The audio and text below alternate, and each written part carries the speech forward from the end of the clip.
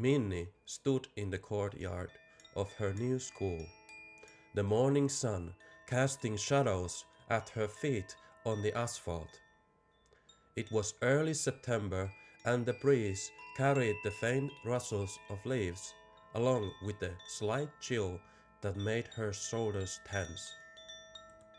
She had moved to this town just a week ago, and today was her first day at her new school. Her backpack hung heavily on her shoulder, feeling like an invisible burden. In her hand, she clutched a crumpled piece of paper that read Class 5B. New girl, she whispered to herself. The words felt strange and frightening.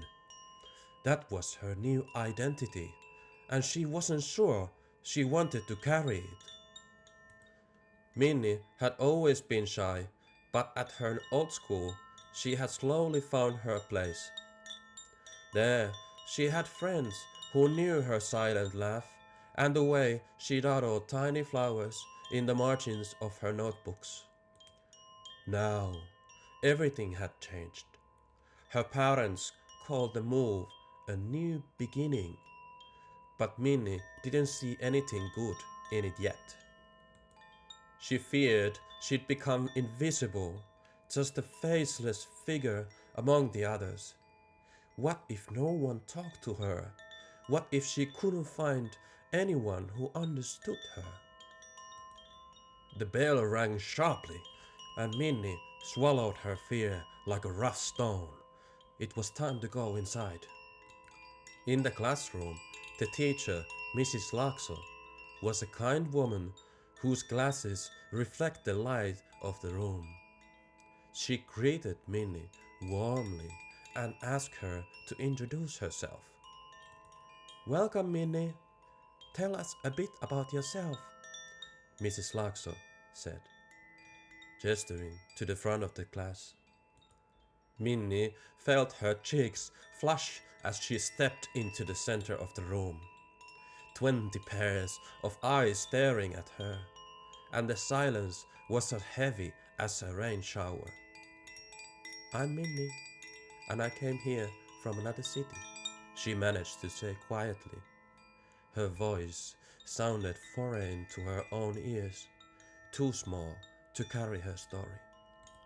She didn't know what else to say, so she nodded and hurried the back row, sinking into her seat as if hiding. The class resumed its activities, and Minni felt like a ghost, unnoticed by anyone.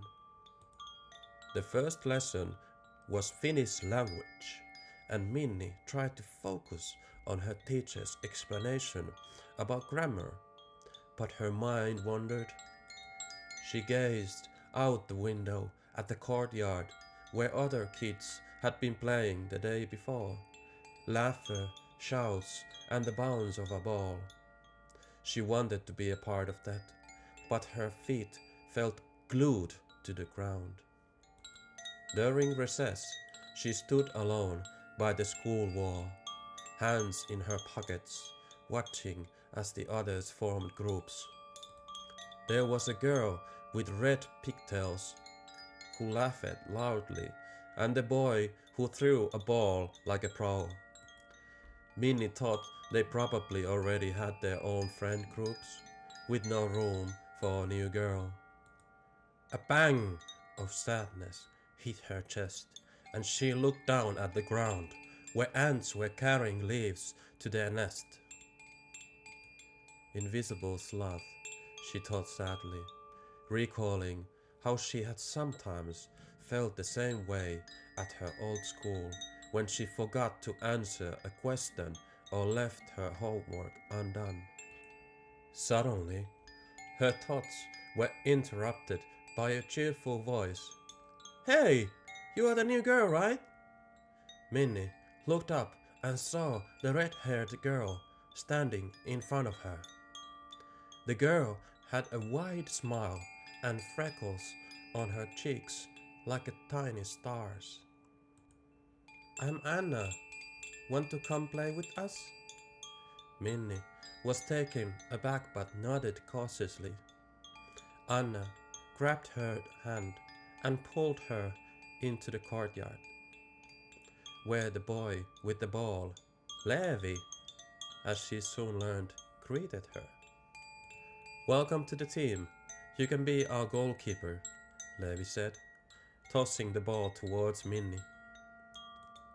She had never been good at sports, but she tried, and soon she found herself running and laughing with Anna and Levi.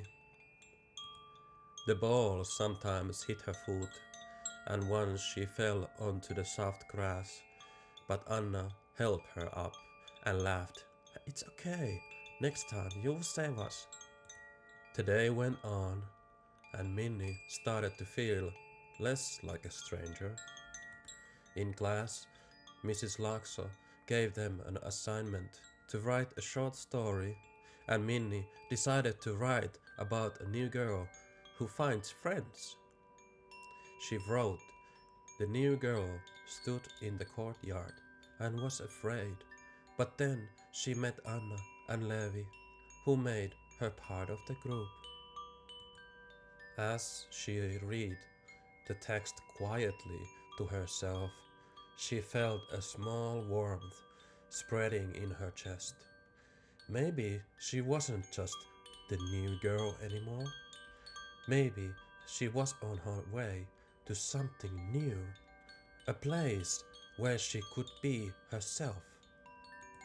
At lunchtime, Anna sat next to Minni and asked, what do you like to do the most?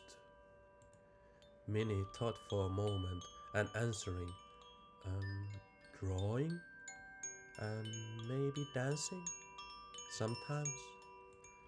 Anna's eyes lit up. Dancing? We could do a dance performance sometime. I know an African dance my cousin taught me. Minni smiled, thought the idea of performing made her nervous. Levi joined them and said, I could bring our puppy to watch. It's really funny. Minni laughed, and her fear slowly fading. The new girl had found two friends, and it felt like the first step toward home. At the end of the day, Mrs. Laakso praised Minni for her bravery in coming to a new school. It's not easy, but you've already taken a big step, the teacher said.